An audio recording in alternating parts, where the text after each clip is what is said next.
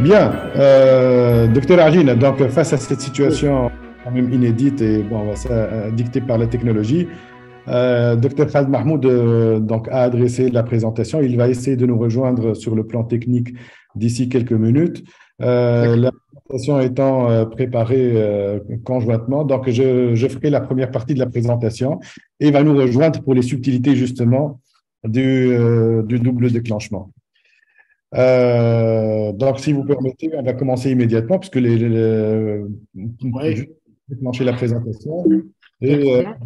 c'est vrai que le sujet est d'autant plus d'actualité que je pense que beaucoup d'entre vous ont reçu les courriers adressés par Merck relatifs à la pénurie de cétrotide.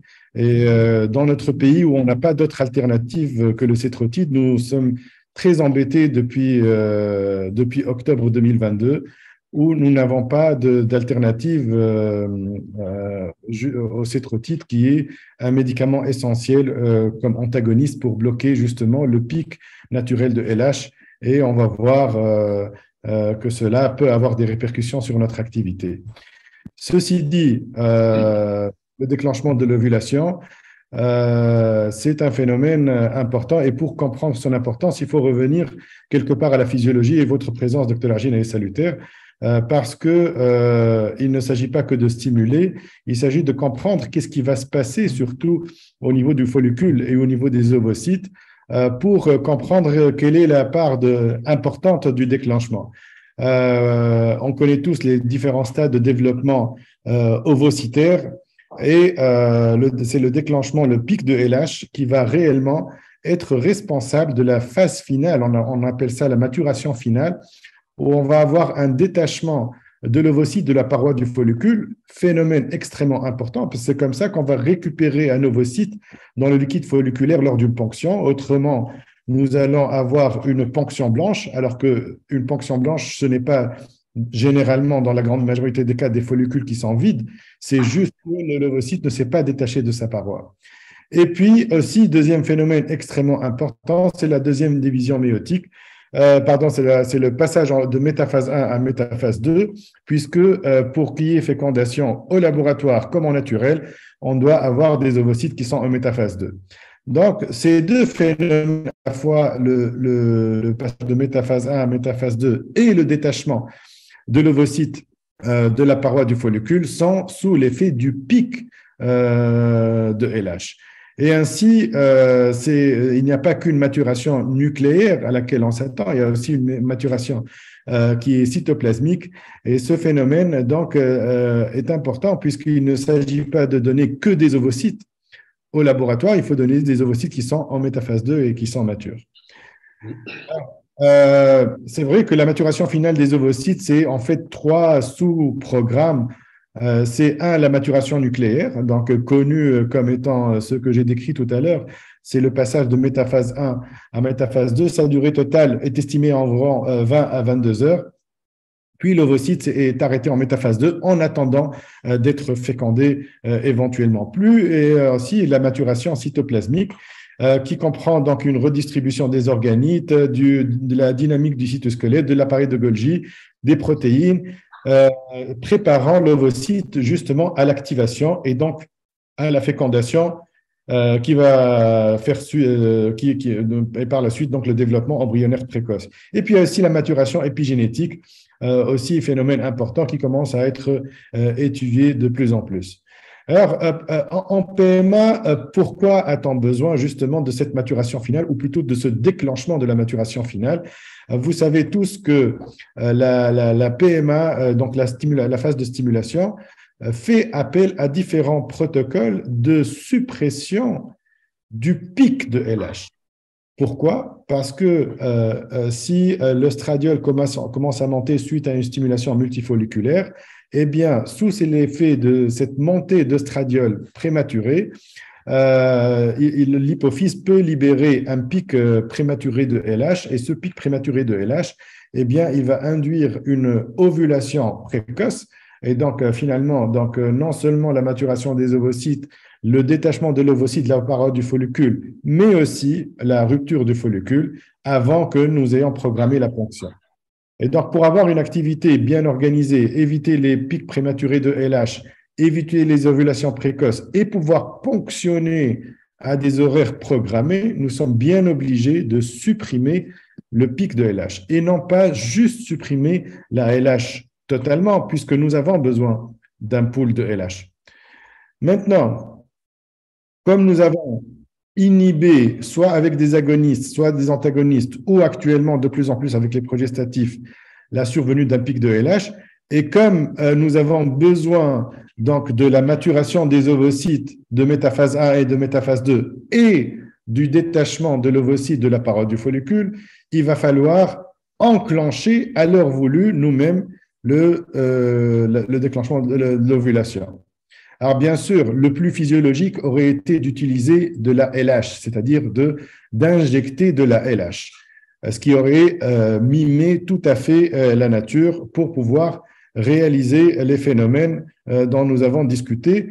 Et cette même LH, après même l'ovulation, elle est responsable de la luteinisation des cellules de la granulosa pour qu'ils deviennent corps jeunes et de la sécrétion de progestérone. L'injection d'ACG a la même séquence d'événements, c'est exactement la même chose. Alors, pourquoi ne pas utiliser justement la LH? Pourquoi nous utilisons l'ACG dans la pratique courante? L'ACG, c'est une hormone qui est extrêmement similaire, je ne vous apprends rien, à la LH.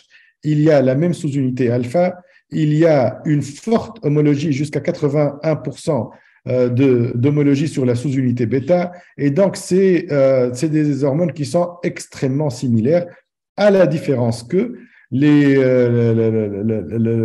molécule ACG dispose donc d'un C-terminal qui lui donne une demi-vie beaucoup plus longue. Donc, et cette demi-vie plus longue, si on fait la comparaison, avec la LH, on va avoir un passage fugace dans le sang aux alentours de 24 à 48 heures. Avec la CG, la demi-vie est beaucoup plus longue et elle va persister dans le sang. Et ce n'est pas une surprise parce que la CG, ce n'est pas l'hormone naturelle du déclenchement de l'ovulation, c'est l'hormone du maintien en vie du corps jeune suite à la survenue d'une grossesse. Et donc, elle est faite pour avoir une demi-vie longue et elle est faite pour maintenir les corps jeunes en vie au-delà de leur durée de vie habituelle en cas de non-grossesse. Alors, nous utilisons la CG à contre-cœur, je dirais, parce que le pic de LH, il est très difficile à mimer. Il faut énormément de doses et d'unités de LH, vu son caractère fugace, pour mimer un pic. Et donc, nous utilisons la propriété de la CG qui est d'avoir une demi-vie plus longue pour avoir une seule injection qui va donner le pic de LH. Alors, il y a différentes origines, bien sûr, comme pour les gonadotrophines, l'origine urinaire, l'origine recombinante. Donc, bien entendu, dans notre pratique, nous utilisons très fortement la CG recombinante. Ces molécules ne sont pas différentes sur le plan pratique quand on analyse les taux de grossesse, les taux de naissance vivante à gauche et les taux d'hyperstimulation à droite. Maintenant, il n'y a aucune différence et d'ailleurs, les SHRE ne recommandent pas d'utiliser l'une ou l'autre particulièrement. Alors, quelle dose d'ACG? Ça, c'est aussi quand même de vieux débats. Vous voyez la publication à gauche, elle est de 1987. Il y a des publications plus récentes, mais en gros, un dosage à 5000 unités est largement suffisant pour avoir un taux de recueil satisfaisant. Je rappelle que le taux de recueil, c'est l'un des critères et l'un des indicateurs clés pour juger de l'efficacité du déclenchement, étant donné que ce qu'on demande au déclenchement, c'est le détachement de l'ovocyte pour aller dans le liquide folliculaire et la maturation des ovocytes, donc le passage de métaphase 1 à métaphase 2.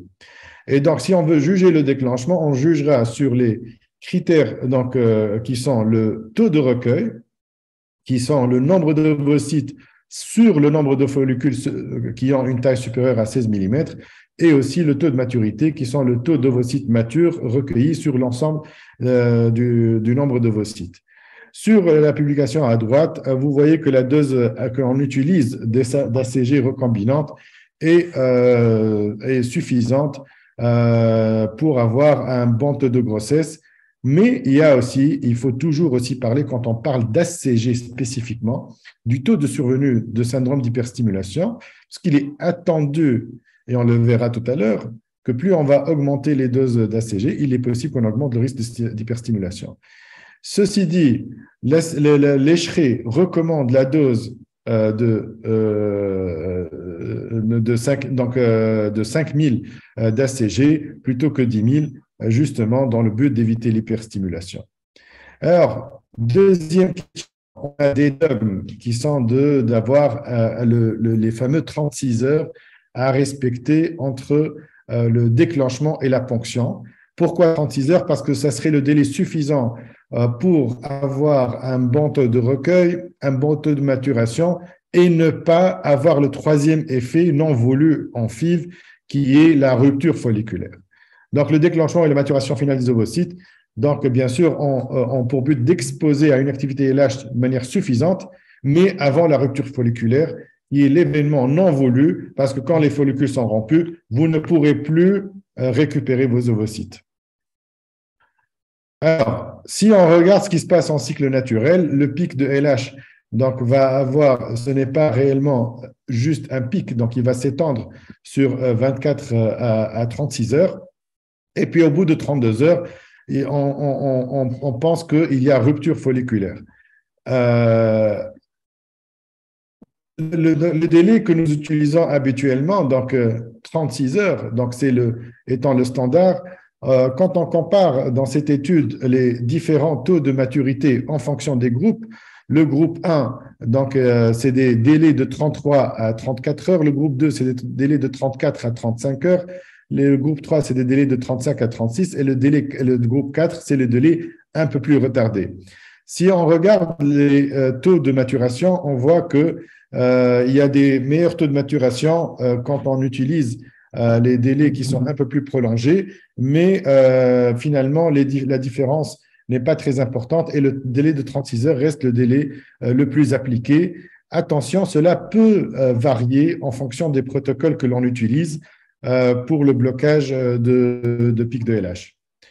Alors, les critères de déclenchement, vous voyez ici que ce sont des critères qu'on retrouve pratiquement dans toutes les publications. Au moins 3 follicules de 17 mm, au moins 2 follicules de 18 mm, mais en fait, ces critères-là, l'ESHRE, comme dans ses recommandations, n'a pas donné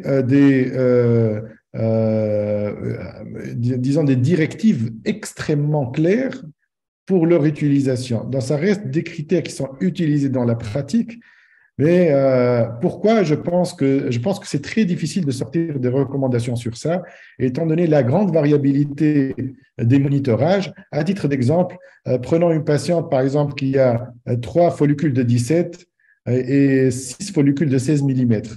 Allons-nous appliquer ce critère avec un estradiol, par exemple, à 2000 d'estradiol, ou est-ce que nous allons rajouter un jour de plus pour espérer avoir le maximum de follicules qui font plus que 17 mm? Et donc, vous voyez que jusqu'à ce jour, on bute sur donner de vraies directives claires sur quelle taille folliculaire déclencher l'ovulation. Maintenant, l'ACG est très efficace pour le taux de recueil, elle est très efficace pour la maturation. Mohamed, si Khaled, vous me rejoignez quand je parle des problèmes. Absolument, je te laisse la parole pour parler de l'hyperstime. Hein. Ok, donc on disait que donc, pour l'ACG, donc, qui est préconisé pour le déclenchement qui a une activité LH et donc utilisé pour le déclenchement de la maturité, le principal risque de l'ACG, c'est la survenue du syndrome d'hyperstimulation ovarienne, parce que, comme vous le voyez ici sur ce schéma, l'ACG provoque un développement excessif de corps jaunes avec les récepteurs VGEF C'est par l'intermédiaire de ces VGF-là qu'il y a une hyperperméabilité vasculaire et donc survenue du syndrome d'hyperstimulation ovarienne que tout le monde craint. Donc, tu passes, s'il te plaît. Alors, il faut savoir que ce syndrome, il ne faut pas d'hyperstimulation ovarienne, il ne faut pas le minimiser puisqu'on compte à peu près 40 cas de syndrome d'hyperstimulation en 2014 en Europe, avec 836 admissions en urgence et 60 cas de syndrome sévère. Et on compte, bien entendu, trois décès. Alors, comment réduire donc ce risque si on doit utiliser l'ACG? Est-ce qu'il faut réduire la dose? Donc, vous voyez sur cette étude-là que quand on réduit la dose de 5000 à 3300, on n'arrive pas à éviter la survenue de ce syndrome d'hyperstimulation ovarienne, comme sur cette autre étude qui montre que quand on réduit la dose, on n'arrive pas à éviter ni le syndrome d'hyperstimulation sévère, ni le sévère critique avec hospitalisation. Donc, réduire la dose ne permet pas donc d'éliminer. Alors, comment on arrive à éliminer ce syndrome-là?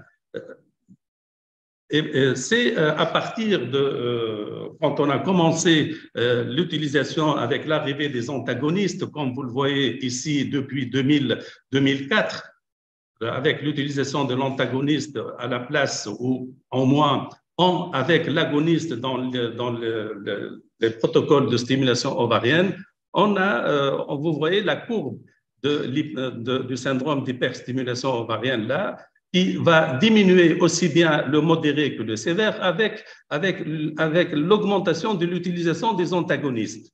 Alors, et vous voyez qu'à partir de 2008 à peu près, il y a une cassure. Pourquoi? Parce qu'avec les antagonistes, il y a une alternative à l'ACG, c'est l'utilisation de l'agoniste comme pour déclencher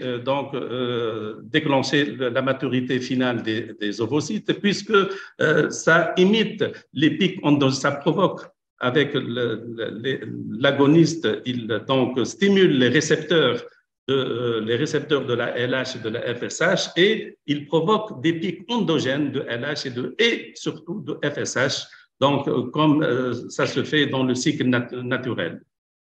Alors, quel est le rôle de la FSH dans la maturation finale des ovocytes, puisqu'on sait que, vous avez vu avec Mohamed tout à l'heure, que la LH permet le détachement de l'ovocyte de la paroi folliculaire, elle permet la rupture folliculaire et la reprise de la méiose de prophase à métaphase et l'utilisation des cellules de la granulosa avec donc la formation de corps jaune et la sécrétion de progestérone. Que fait la FSH en plus?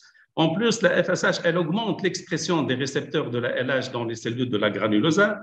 Elle favorise la maturation nucléaire avec reprise de la méiose et favorise l'expansion de la masse cellulaire ovocyte cumulus, l'ovocyte devient donc flottant et libre dans le liquide antral, ce qui permet facilement son recueil par ponction. Et bien entendu, ça optimise aussi la fonction du corps jaune. Ensuite, alors, à quelle dose on doit utiliser l'agoniste pour déclencher efficacement la maturation finale des ovocytes? Dans cette étude de l'AINA en 2019, il a montré qu'on peut utiliser des doses de 0,1 à 0,4 et ça donne, comme vous le voyez sur le tableau, le même taux de maturation et un taux de fertilisation et de fécondation qui est identique. Et donc, suivante, s'il te plaît. Et donc, la dose préconisée, c'est 0,2 et on peut aller, habituel, c'est 0,2, mais on peut aussi utiliser 0,1 à 0,4 aussi, comme nous allons le voir, en fonction de quoi tout à l'heure. Alors, est-ce qu'il y a un risque donc d'hyperstimulation ovarienne après déclenchement par ACG versus agoniste? Comme vous le voyez sur cette méta-analyse de 2014, c'est pratiquement nul. Vous avez un odds ratio qui est pratiquement à 0,015. Et donc, le déclenchement par agoniste dans le protocole de stimulation par donc antagoniste permet de réduire efficacement et même d'éliminer le syndrome d'hyperstimulation ovarienne, comme vous le voyez sur cette étude de 2020, où toutes ces études-là qui ont utilisé l'agoniste pour déclencher la maturité finale dans les protocoles antagonistes, l'incidence de l'OSSS, elle est de 0%. Donc, on peut crier victoire, mais malheureusement, le déclenchement par agoniste, malheureusement, il donne un taux de naissance réduit la survenue, réduit les chances d'avoir une naissance vivante à moins 44%. Alors, on se demande pourquoi on est vite désenchanté. Ce qu'on a gagné de l'autre, on le perd de l'autre côté. Alors, pourquoi un taux de naissance inférieur avec les agonistes, avec le déclenchement avec l'agoniste? Est-ce que c'est les ovocytes? Non, parce que sur cette étude suivante, s'il te plaît, c'est l'agoniste comparé à l'ACG donne le même taux, le même nombre d'ovocytes et le même nombre d'ovocytes matures. Est-ce que c'est les embryons par la suite, s'il te plaît? Est-ce que c'est les embryons? Non, puisque cette étude de Polizos montre que les embryons issus après déclenchement par agoniste et comparé à l'ACG et transféré en TEC montre un taux d'implantation qui est très correct et même supérieur à l'ACG. Alors, comment expliquer cela? On explique donc par la durée de vie de l'agoniste, comme vous le voyez sur cette courbe-là. Vous voyez que l'agoniste, il a une durée de vie qui est courte, de 20 heures, contrairement au pic naturel de la LH qui peut aller jusqu'à 48 heures et surtout l'ACG qui permet un soutien du corps jaune et maintien de la fonction lutéale jusqu'à établissement de la sérogenèse placentaire. Pratiquement, ça peut arriver jusqu'à J6. Suivante. Suivante, s'il te plaît. Et quand on voit donc l'effet sur la phase lutéale, on voit qu'à partir du troisième jour post-déclenchement, on voit que aussi bien la FSH en phase lutéale diminue, l'œstrogène diminue, la LH diminue et la progestérone diminue. Donc, ce qui explique ce taux de naissance et ce taux d'implantation, c'est une phase lutéale qui est défectueuse par l'effet de cet agoniste. Et donc, ce qui fait dire au groupe d'experts de l'Echereux, on déclenche par l'agoniste si on n'envisage pas un transfert frais. Suivante. Alors, comment corriger le faible taux de naissance, puisqu'on a quand même un gain au niveau de l'élimination du syndrome d'hyperstimulation ovarienne? On aimerait bien aussi corriger donc ces taux de naissance vivante quand on utilise l'agoniste. Les stratégies de sauvetage de la phase lutéale après déclenchement par agoniste de la GnRH, on a décrit un support intensif de la phase lutéale, puisque vous avez vu que la progestérone diminue, la LH diminue, l'œstrogène diminue. Donc, certains ont préconisé une supplémentation intensive en progestérone et en œstrogène pour corriger cette phase lutéale défectueuse. D'autres auteurs comme Umeydan, il a préconisé l'ajout d'ACG, une petite quantité d'ACG à l'agoniste, et aussi d'autres auteurs ont préconisé le double déclenchement avec l'agoniste et une faible dose d'ACG en même temps. Alors, qu'est-ce que ça va donner tout ça? Est-ce que ça va permettre de réduire le taux d'hyperstimulation ovarienne? Alors, si on prend le protocole de Umeydan et avec donc déclenchement par agoniste plus faible dose 1500 unités d'ACG le jour donc du déclenchement. Dans cette étude de 2013 de Shaiman, il montre que cela ne permet pas d'éliminer le syndrome d'hyperstimulation ovarienne sévère puisqu'il a vu 26,1%. Alors, est-ce que le déclenchement par agoniste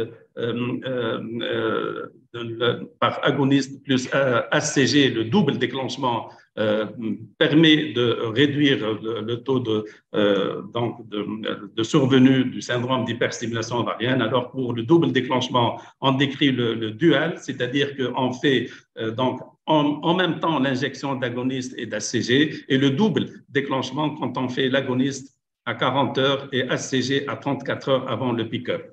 Et si on compare donc le double déclenchement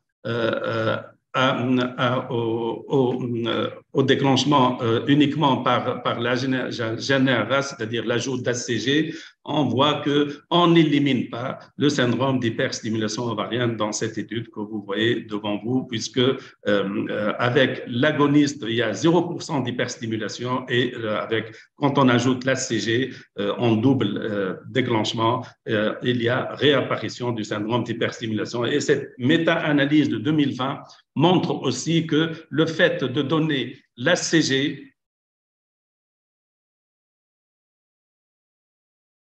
le fait de donner chez...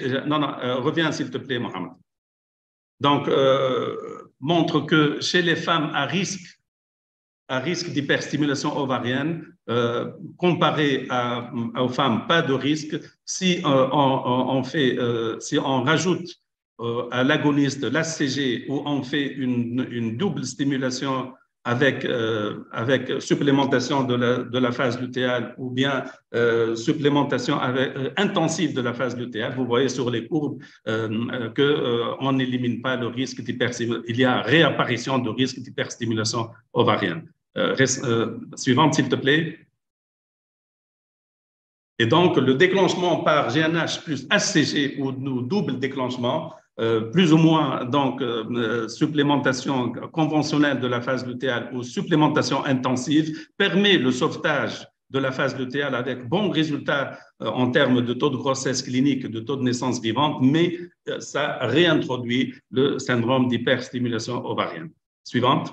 C'est pour cette raison-là que les travaux de Oumaidan vont nous aider puisqu'il préconise, après une série d'études allant de 2005 à 2013, il a évolué donc, dans son concept d'utilisation de l'ACG pour sauver donc, les cycles sous antagoniste et déclenchés par agoniste. Il préconise que quand on a un nombre d'ovocytes inférieur à 25, il y a opportunité de faire un transfert effrayé avec un bon taux de grossesse clinique et pas d'hyperstimulation ovarienne, mais quand il y a un risque accru d'hyperstimulation ovarienne avec un nombre d'ovocytes supérieur au recueil supérieur à 25, il vaut mieux ne pas faire de sauvetage et faire un freeze-all puisqu'il y a un très haut risque. Alors, comment maintenant mesurer l'efficacité du déclenchement?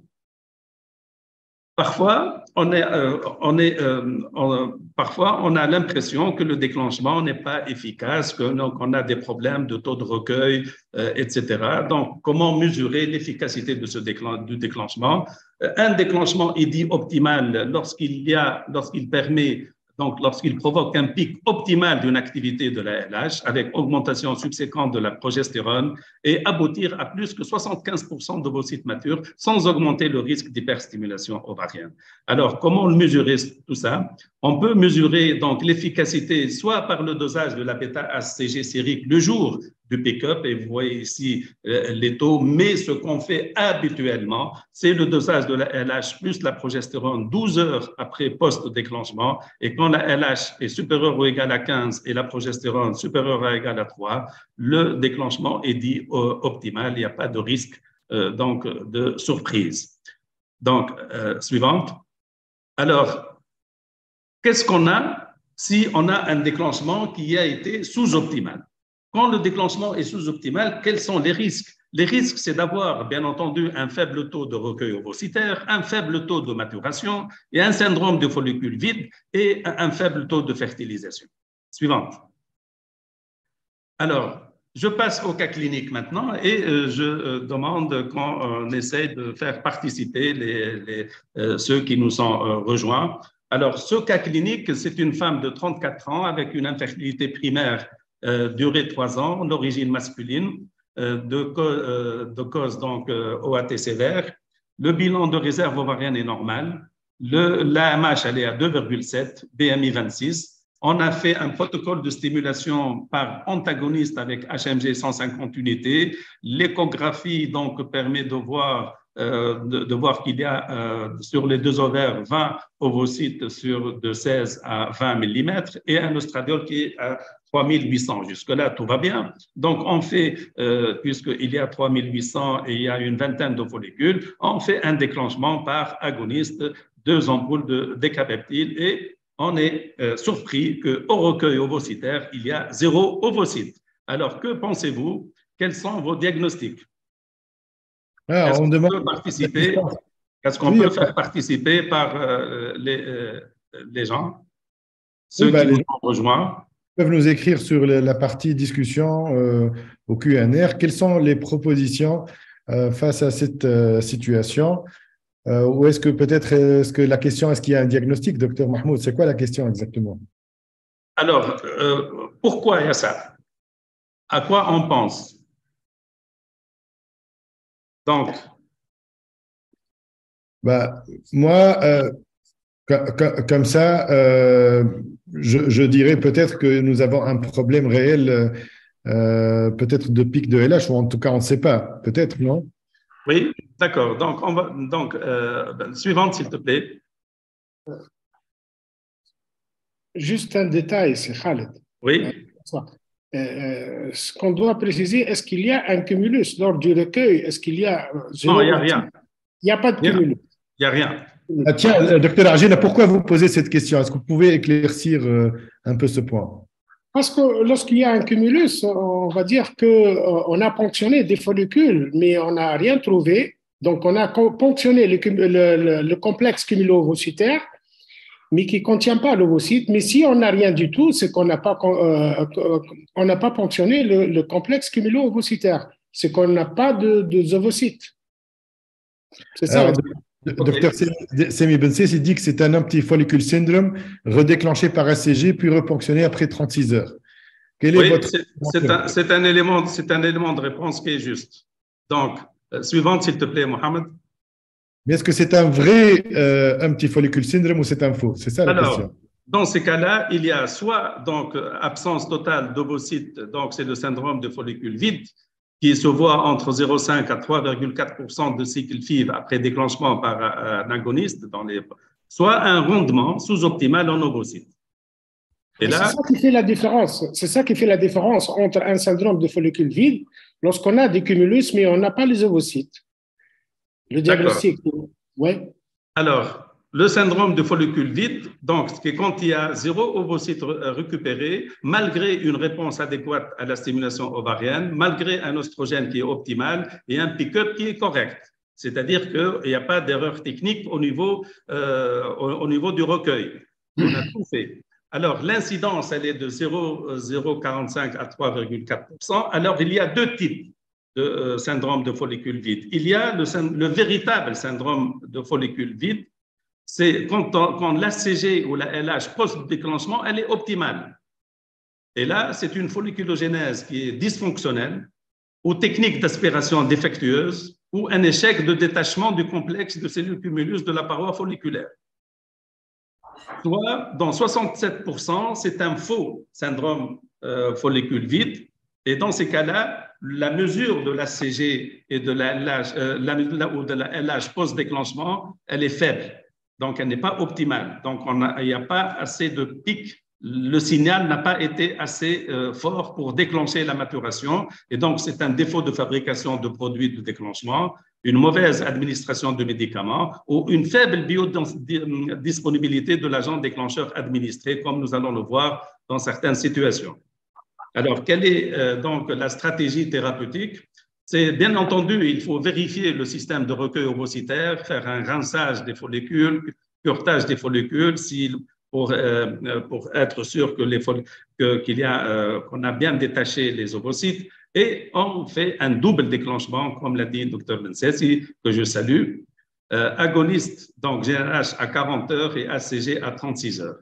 Et suivante, s'il te plaît. Et vous voyez que cette façon de faire permet de récupérer des ovocytes quand on prend comme témoin les femmes qui ont eu ce syndrome de follicule vide et après quand on corrige le déclenchement par un double déclenchement. Et là, vous voyez qu'on a réussi à avoir des ovocytes et des grossesses. Suivante. Donc, sur ce cas-là, finalement, est-ce qu'on sait que si c'était un faux ou un vrai syndrome des follicules vides? Parce que finalement, la stratégie du double déclenchement s'adresse au vrai syndrome des follicules vides. Mais si c'était un échec de déclenchement par agoniste, c'est-à-dire que… Ce cas-là spécifiquement, Mohamed, c'est un faux. Parce que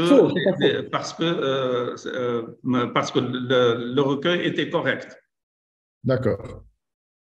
Alors, donc, quand on a maintenant un faible taux de recueil ovocytaire, moins de 50%, vous savez que pour être performant, il faut plus que 75% de recueil.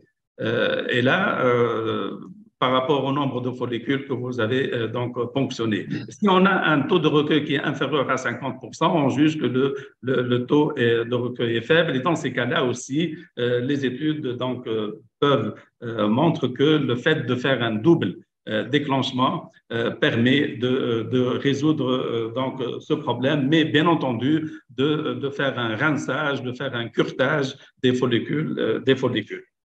Suivante, s'il te plaît. Alors, maintenant, comment on peut prédire?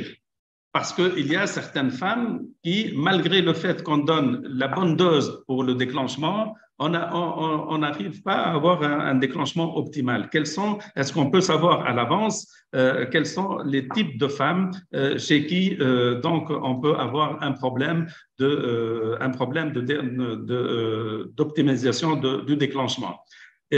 Cette étude donc montre que l'âge et le poids, donc l'indice de masse corporelle de la femme est négativement corrélé à la maturation et au recueil ovocytaire. Et donc, plus la femme est âgée, plus la femme est obèse, plus donc on a besoin peut-être de donner des doses pour de l'agoniste. On peut aller jusqu'à 0,4 au lieu de 0,2 mg. Au lieu de 2 ampoules, on peut donner même donc 4 ampoules de déclenchement. Et bien entendu, attends, Mohamed, reviens s'il te plaît. Et il y a aussi le dosage post-déclenchement de la LH et de la progestérone, comme on l'a dit tout à l'heure, qui sont corrélés avec, donc, avec le succès du déclenchement. Donc, retenez l'âge et l'indice de masse corporelle qui peuvent donc modifier la biodisponibilité de produits à l'intérieur du corps et ça donne des variations et peut-être des taux qui ne sont pas, des pics plutôt ou des signaux qui ne sont pas donc optimaux pour provoquer une bonne maturation. Et donc, le dosage aussi de la LH et de la progestérone est corrélé au succès du déclenchement. Alors, pour ce genre de femme, quand on a une patiente qui a eu déjà ce problème-là, on peut donc identifier les patientes à risque avant de commencer la stimulation. Quelles sont les femmes qui présentent un risque de réponse sous-optimale? Ça, on peut le dépister en consultation prévive. C'est les femmes qui ont eu une crise récente ou prolongée de contraception orale ou les femmes qui sont donc soit un BMI qui est très faible, soit un BMI qui est très élevé. Et chez qui aussi, au début de la stimulation, la LH à J2 est faible, inférieure à 1. Et dans ces cas-là, on préconise dès le début de la stimulation une supplémentation en LH. Ensuite, on avance. Si le jour de déclenchement maintenant, quelles sont les femmes chez qui on peut prédire un risque de réponse sous-optimale? C'est quand la durée de la stimulation est très longue, c'est quand les doses de gonadotrophine sont élevées et quand la LH est faible le jour du déclenchement. Et dans ces cas-là, on préconise un double déclenchement avec donc agoniste et ACG avec une dose minimale. On avance. Alors, on fait une évaluation après le double déclenchement donc plutôt 12 heures après le déclenchement. Si la LH est inférieure à 15, on donne une dose d'ACG et recueille 36 heures après. Si la LH est supérieure à 15, on fait le pick-up comme prévu. Et si échec du recueil, s'il n'y a pas d'ovocytes après quelques ponctions folliculaires, on abandonne et on redéclenche avec ACG et pick-up à 36 heures. Suivante. Donc, C'est Khal, j'ai une question du public. Hein. Alors, la question, est-ce qu'un déclenchement par agoniste reste possible en cas de blocage par le progestatif? Oui. Voilà une question. Oui, oui c'est possible.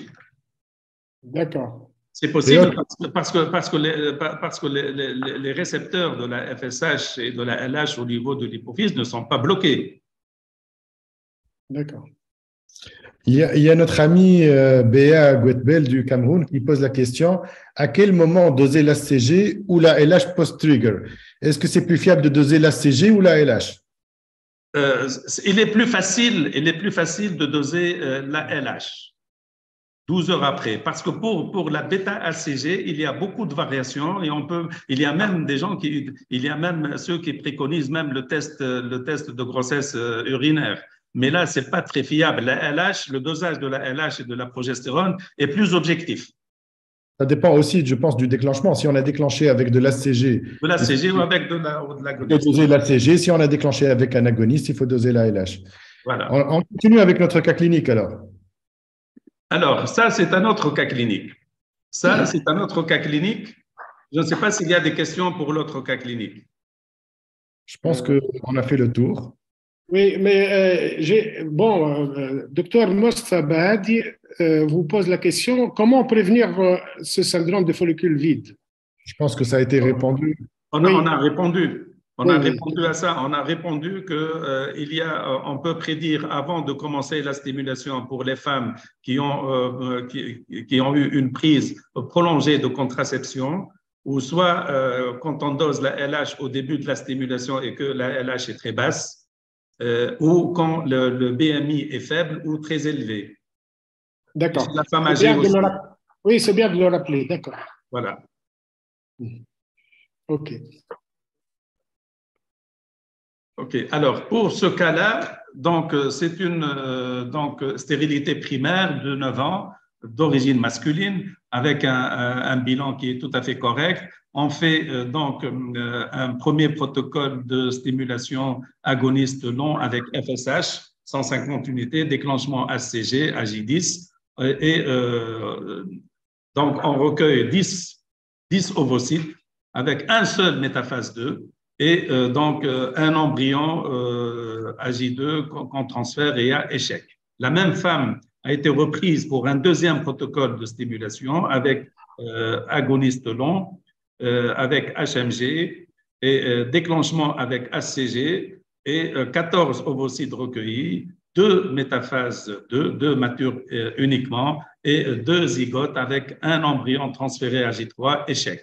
Donc, il s'agit là d'un taux de maturation ovocytaire qui est faible et comparé à l'indicateur de performance d'un taux de maturation qui doit être aux alentours de 74%, entre 75 et 90% de maturité après un déclenchement. Alors, qu'est-ce qu'on préconise dans ces cas-là? Donc, la première chose à demander, est-ce que les critères du déclenchement de la maturation finale des ovocytes ont été respectés? Et là, je rappelle, et ça a été dit tout à l'heure, que c'est le diamètre folliculaire des follicules spécialement, mais ce n'est pas uniquement le diamètre folliculaire. Il faut voir aussi les détails des stimulations antérieures quant à la durée de la stimulation, etc. Parce que, comme vous savez que ça a été dit tout à l'heure, les critères de déclenchement habituels, c'est au moins 3 follicules de 17 mm et au moins 2 follicules de 18 mm. Mais on va voir après, s'il te plaît. Mais on va voir que la taille des follicules, donc le jour de déclenchement, elle est très variable pour prédire de la maturation.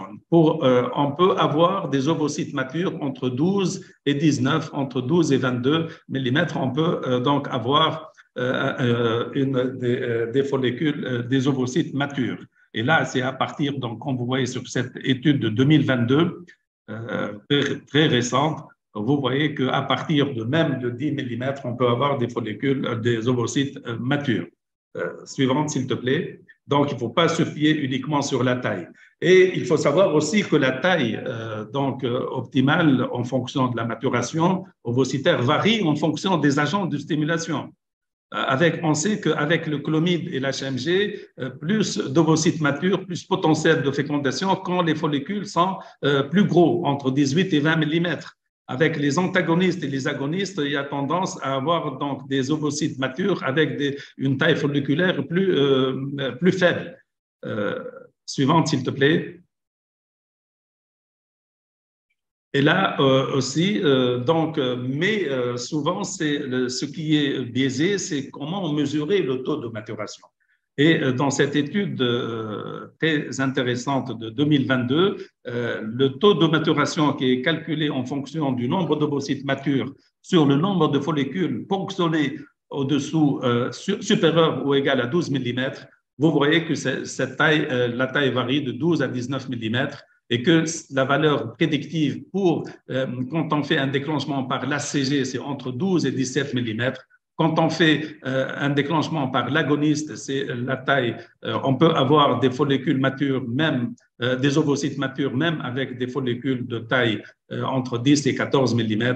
Donc, avec la kysteptine, taille encore plus réduite. Et donc, vous voyez que la taille, elle varie en fonction de l'agent de stimulation et de déclenchement plutôt. Et donc, ce qu'il faut faire ici, c'est qu'au moment du recueil, il faut essayer de recueillir, de ponctionner tous les follicules, quelle que soit la taille, ou du moins les tailles supérieures à 12 mm, à 10 mm, on les ponctionne parce qu'il ne faut pas les sous-estimer parce qu'on peut trouver des ovocytes matures même avec une taille réduite. Et faut-il ensuite allonger la durée de la stimulation? Dans cette méta-analyse de 2014, aucun avantage à allonger la durée de la stimulation parce on pense peut-être à tort que le fait d'allonger la durée de la stimulation en fait mûrir plus les ovocytes. Non, ce n'est pas vrai, puisque plus on retarde de déclenchement, plus on a des follicules plus gros et plus la sécrétion de progestérone augmente, ce qui compromet les résultats. Et donc, il faut tenir compte dans ces cas-là compte du taux de la progestérone qu'on mesure au cours de la stimulation ovarienne, de la stimulation. Quand vous avez une progestérone qui est supérieure à 1, ne pas retarder l'ACG. Et si vous avez une progestérone qui est inférieure à 1, vous pouvez rajouter 1 ou 2 jours pour déclencher. Peut-être qu'on aura donc plus d'ovocytes matures. Suivante, s'il te plaît.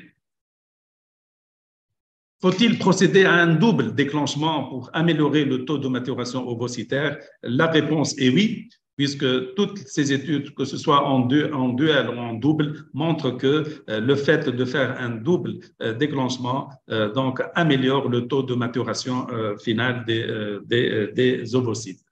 Suivante, s'il te plaît. Alors, la LH.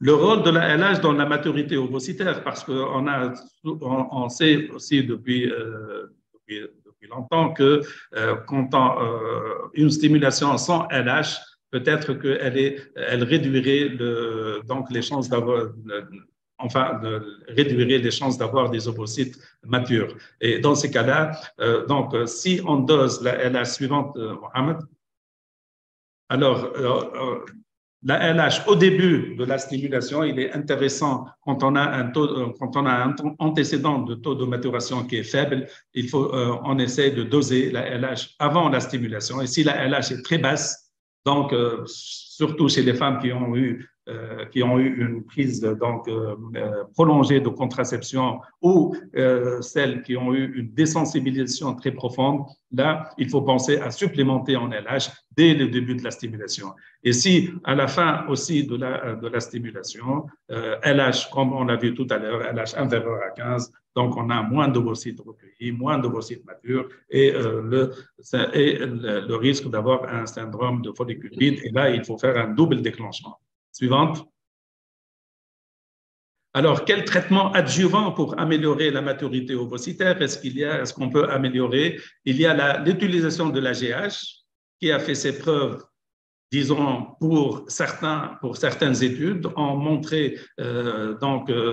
certaines études ont montré un avantage à utiliser l'AGH comme traitement adjuvant au cours de la stimulation ovarienne. On l'utilise à partir de J7 de la stimulation ovarienne à raison de 8 milliunités par jour. Et là, ça permet d'avoir d'améliorer le taux de maturation. Et nous avons ici à Fertilia une petite série où l'apport de l'AGH a été bénéfique. Il y a des perspectives d'avenir, il y a l'utilisation de la pentoxifilline, et aussi il y a le traitement hormonal antimullérien qui peut-être pourrait constituer un traitement d'avenir pour améliorer la stimulation. Qu'est-ce qu'on a fait, nous, pour ce cas clinique qui a présenté un taux de maturation qui est faible?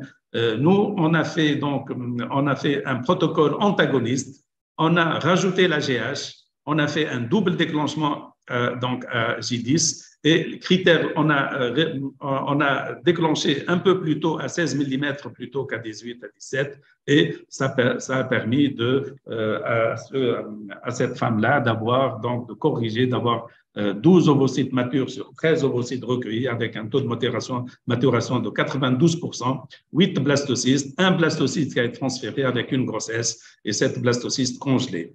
Suivante, s'il te plaît. Alors, il y a aussi maintenant un syndrome qui est nouveau, qui est apparu, c'est ce qu'on appelle le syndrome de l'immaturité ovocytaire.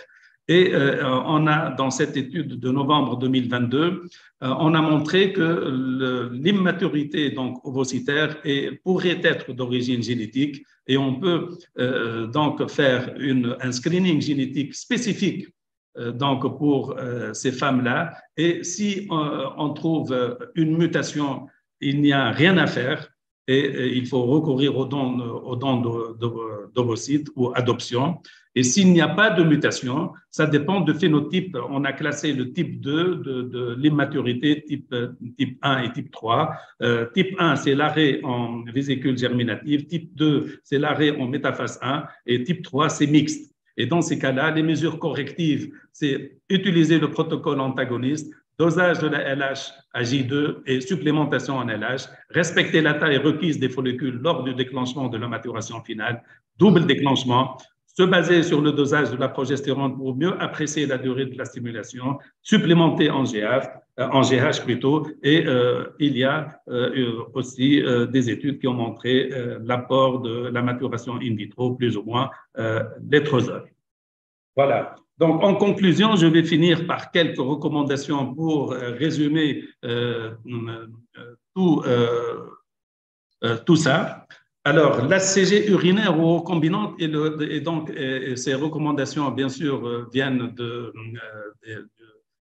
du groupe d'experts de l'ECHRE et ces recommandations ont été publiées en 2020. Donc, l'ACG urinaire ou recombinante est le gold standard pour le déclenchement de la maturation finale des ovocytes chez les normorépondeuses aux doses respectives de 5000 unités de 250 microgrammes. L'agoniste de la GnRH dose 0,1 à 0,4 est le gold standard pour le déclenchement de la maturation finale des ovocytes chez les patientes à risque d'hyperstimulation durant la stimulation ovarienne par les antagonistes. Suivante.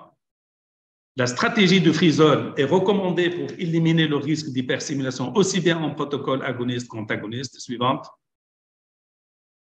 Le déclenchement par agoniste de la GnRH est indiqué lorsque un transfert frais n'est pas envisagé, dans le cas où il y a une hyperstimulation, préservation de la fertilité, etc. Après déclenchement par un agoniste, et si un transfert frais est envisagé, il faut intensifier le soutien de la phase lutéale. La dual ou double déclenchement ne devrait pas être systématique pour toutes les patientes, mais réservé pour les sous-groupes de patientes avec faible taux de recueil, de maturation ou de fertilisation en pondérant les potentiels bénéfices et risques d'hyperstimulation. Suivante. Et l'âge et le BMI sont corrélés négativement à l'efficacité de déclenchement.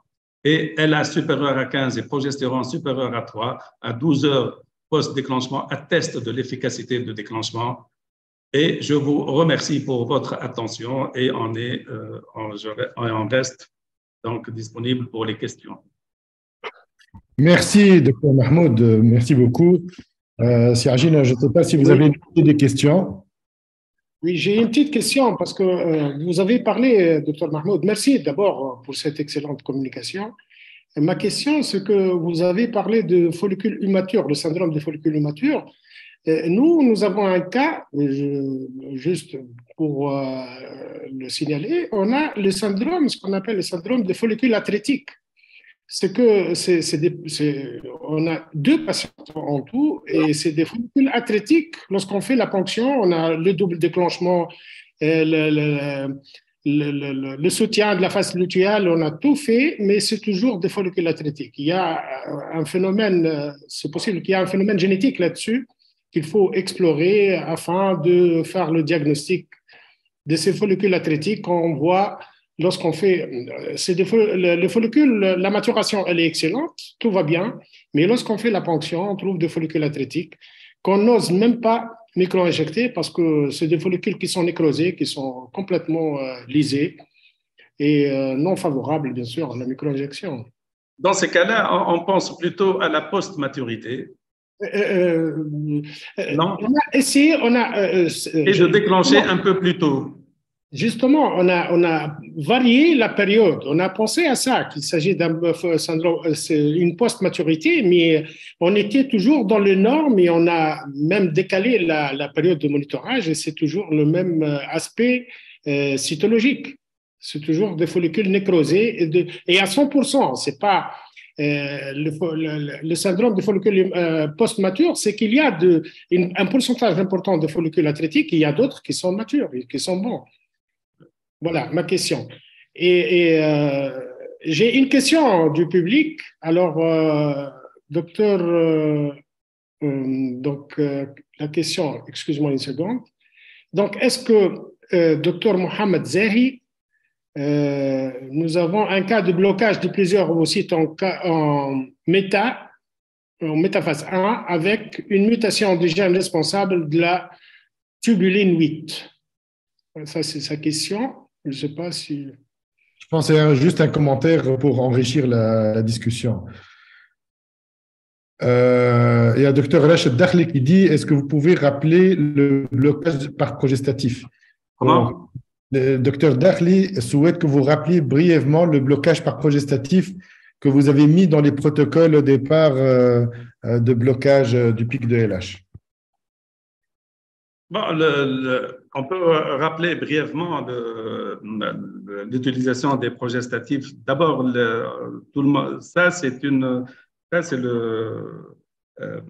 c'est l'expérience de la préservation donc, de la fertilité, les stimulations pour préservation de la fertilité qui nous ont appris ça, et c'est les duostimes qui nous ont appris ça, qu'on peut faire une stimulation ovarienne sous progestatif, parce que les progestatifs peuvent bloquer donc la LH et donc éviter les pics précoces de la LH sans altérer la croissance folliculaire, et donc c'est possible d'utiliser les progestatifs pour éviter, pour supprimer la LH uniquement. Et seulement quand on fait une stimulation avec le sous-progestatif pour la supplémentation de la LH, pour supprimer plutôt la LH, il ne faut pas faire de transfert parce qu'on altère, bien entendu, on n'a pas une phase lutéale adéquate et il faut donc aller dans le frisol.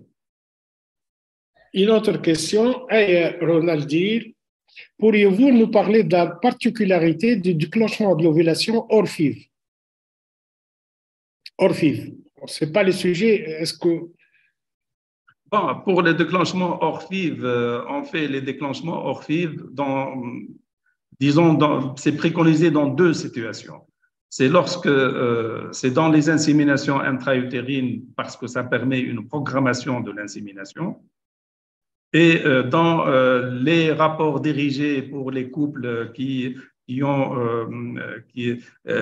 une cohabitation irrégulière et qui doivent se voir donc pour un rapport sexuel le jour J.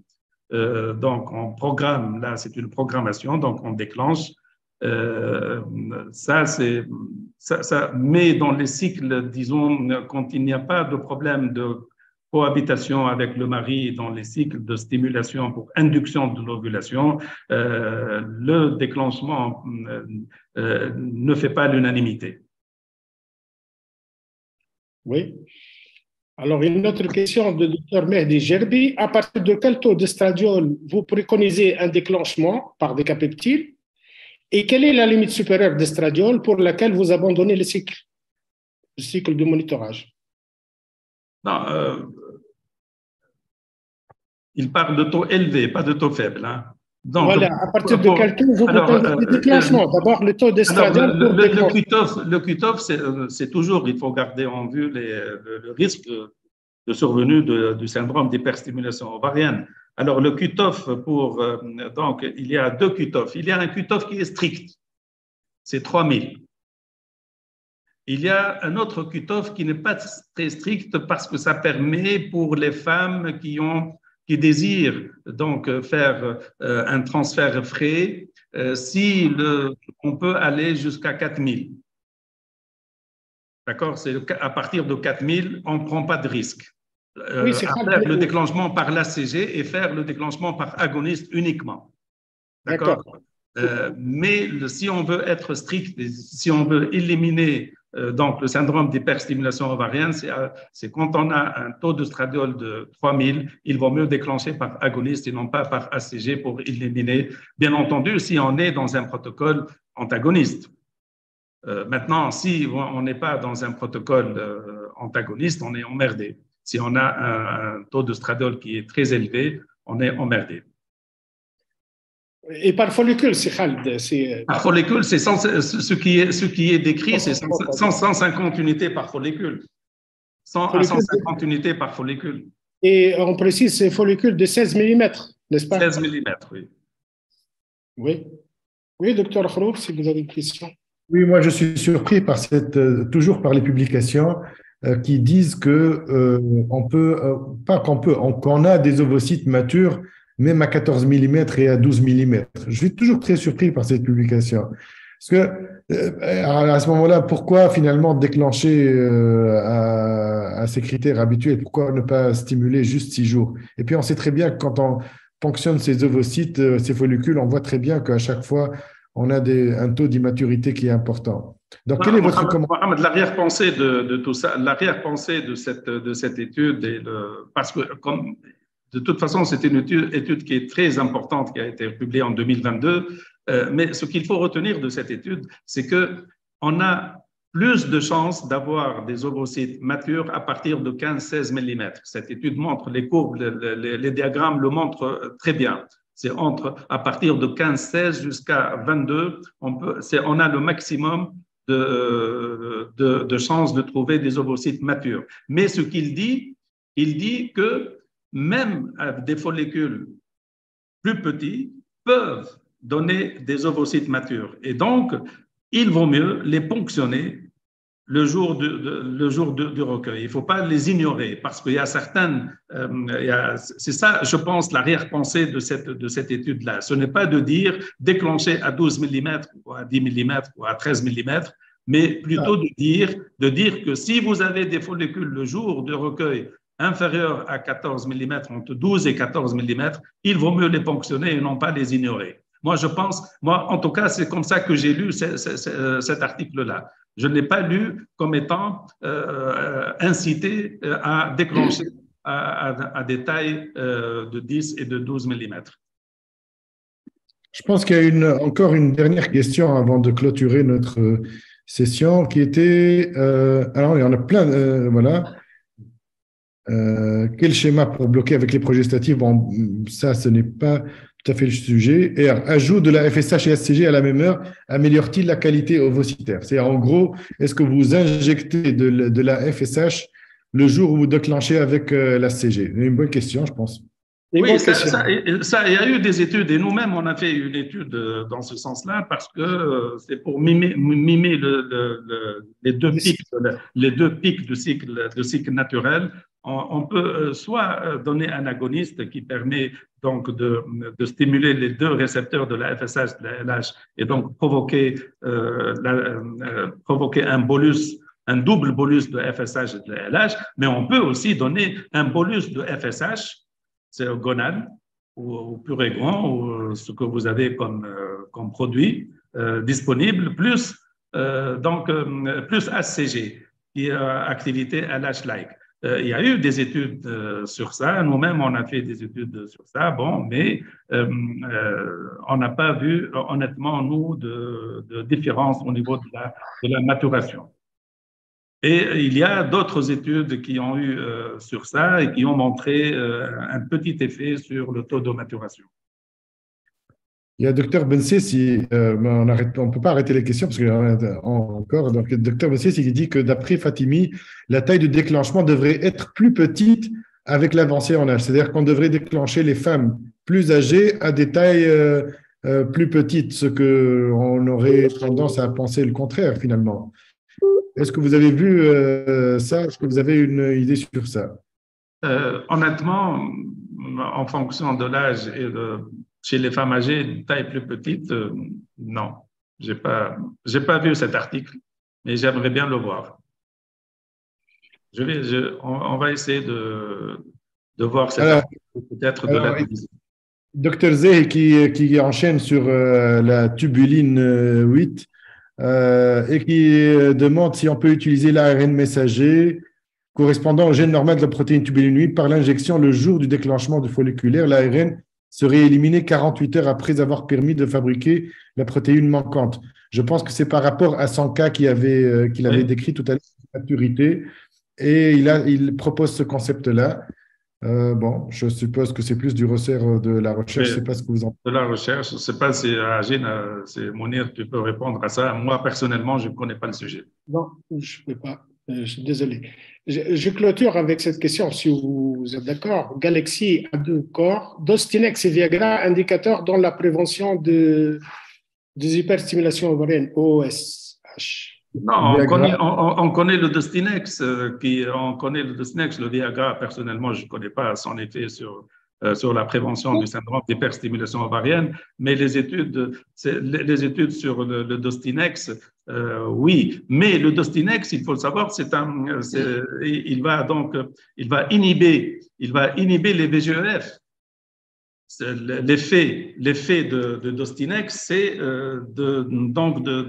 d'inhiber ou de stopper ou de bloquer les récepteurs VGEF qui sont responsables de la fuite hydrique.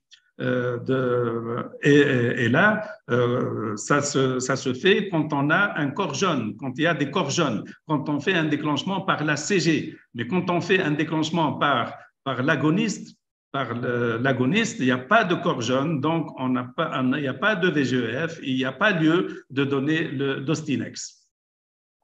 Sauf peut-être, mais cette théorie-là, il faut bien entendu la nuancer parce que certains disent que même avec l'agoniste, il y a aussi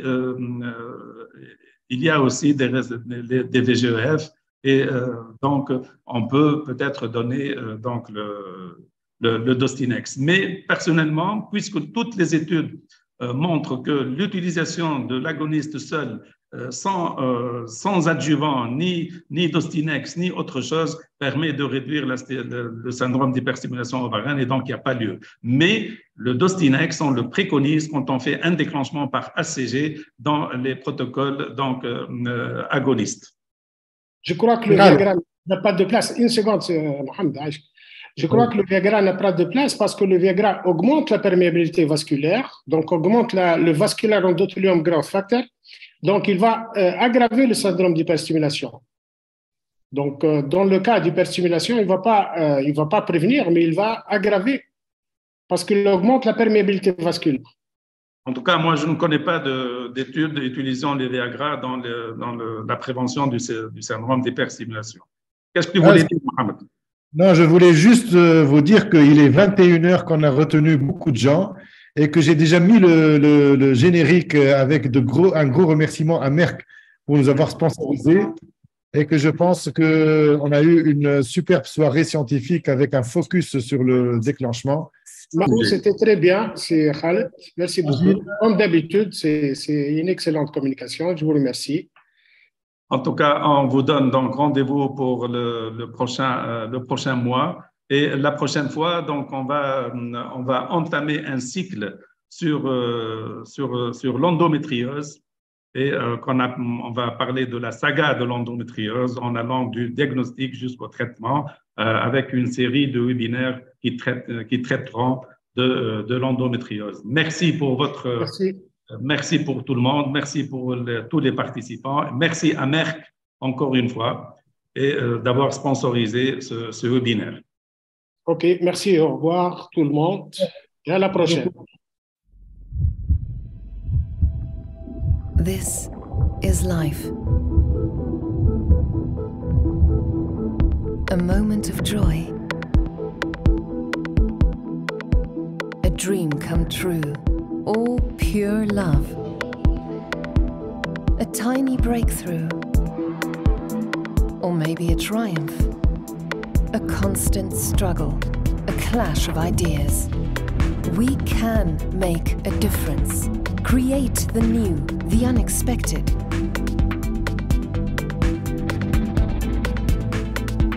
Leading us to feel great, strong, or simply human. Constantly questioning, are we curious enough? Could we be closer? Can we?